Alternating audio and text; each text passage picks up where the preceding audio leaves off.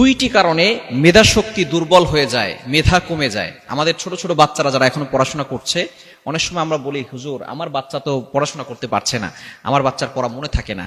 এই বিষয়গুলো আমাদেরকে খেয়াল রাখতে হবে যে ভুলের কারণে বাচ্চার মেধা কমে যাচ্ছে এবং যে ভুলগুলোর কারণে আমাদের মেধা শক্তি, ইন্টেলেকচুয়াল পাওয়ার, আমাদের মেধা শক্তি দুর্বল হয়ে যাচ্ছে। এক নাম্বার হচ্ছে ইয়াং পিপল যারা আছো তাদেরকে বলছি, অবশ্যই চোখের গুনাহের কাজ করা যাবে না। যারা চোখ দিয়ে গুনাহের কাজ করে, চোখের গুনাহ করে, চোখের জেনা করে, আল্লাহ তাআলা তাদের মেধা দুর্বল করে দেন। তাদের মেধা অটোমেটিক দুর্বল হয়ে যায়, মেধা শক্তি কমে যায়। এক নাম্বার হচ্ছে চোখের গুনাহ করা যাবে না।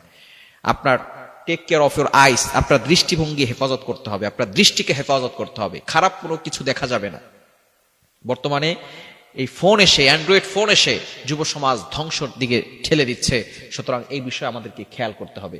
ইহুদিরা কিন্তু তাদের সন্তানদেরকে, তাদের দিনের উপরে কতটা কট্টর, ইহুদিরা কখনো তাদের সন্তানদেরকে ফোন দেয় না, কেননা তারা জানে ফোন দিলে আমার সন্তানের মেধা দুর্বল হয়ে যাবে এবং তার মন, তার পড়ালেখার মেরুদণ্ড ভেঙে যাবে। সুতরাং ইহুদিরা তাদের সন্তানদেরকে মোবাইল দেয় না, কিন্তু মুসলমানদের প্রত্যেকটা ঘরে ঘরে মোবাইল ঢুকিয়ে দিয়েছে।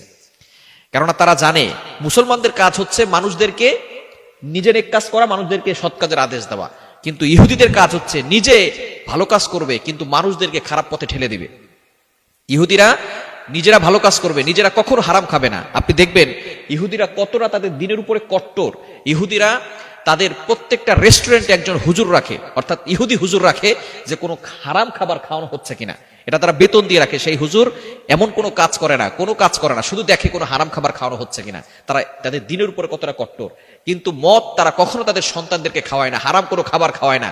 কিন্তু এই মদ মুসলমানদের ঘরে ঘরে ঢুকায় দিছে, কেননা তারা জানে মদ যারা খায় তারা নেশায় আসক্ত হয়ে তারা বিভিন্ন ধরনের গুনাহের কাজে লিপ্ত হয়ে যায়, তাদের জীবন বরবাদ হয়ে যায়। এই জন্য ইহুদিদের সন্তানদেরকে আপনি কখনো মদ খেতে দেখবেন না। তারা তাদের সন্তানদের হাতে মদ কখনো দেয়ই না, এমন ভাবে তাদেরকে গাইডলাইন দিয়ে রাখে। আর মুসলমানদের ঘরে ঘরে এখন মদের আসক্ত বানিয়ে দিয়েছে, গাজার আসক্ত বানিয়ে দিয়েছে। ইহুদিরা এভাবেই মুসলমানদেরকে ধ্বংস করার ষড়যন্ত্র করছে।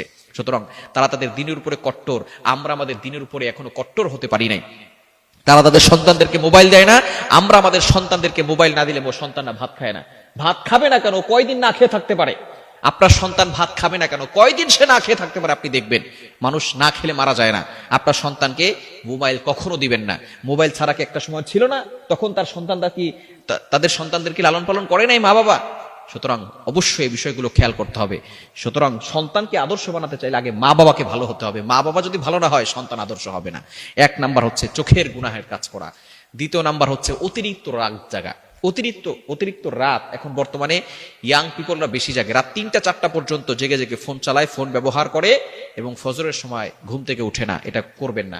অতিরিক্ত রাত জাগলে মেধা কমে যায়। এজন্য এই দুইটি বিষয় খেয়াল রাখবেন এবং যাদের মেধা কম তারা বেশি বেশি আমলটি করবেন, রব্বি জিদনি ইলমা, রব্বি জিদনি ইলমা। এবং আরেকটি দোয়া আছে, হযরত মূসা আলাইহিস সালাম পড়েছিলেন, সূরা তহার ভিতরে আছে, রব্বিশ রহলি সাদরি ওয়াসিরলি আমরি ওয়াহলুল উকদাতাম মিন লিসানি ইয়াফকাহু কওলি। এই দোয়াটা পড়বেন। এই দুইটি দোয়া আপনার মেধা আল্লাহ তাআলা বাড়িয়ে দিবেন, প্রশস্ত করে দিবেন। এবং অবশ্যই চোখের গুনাহ থেকে এবং অতিরিক্ত রাত জাগা থেকে আমরা দূরে সরে আসবো। তাহলেই আল্লাহ তাআলা আমাদের মেধাটাকে বাড়িয়ে দিবেন। আল্লাহ তাআলা আমাদের সকলকে বোঝার তৌফিক দান করেন।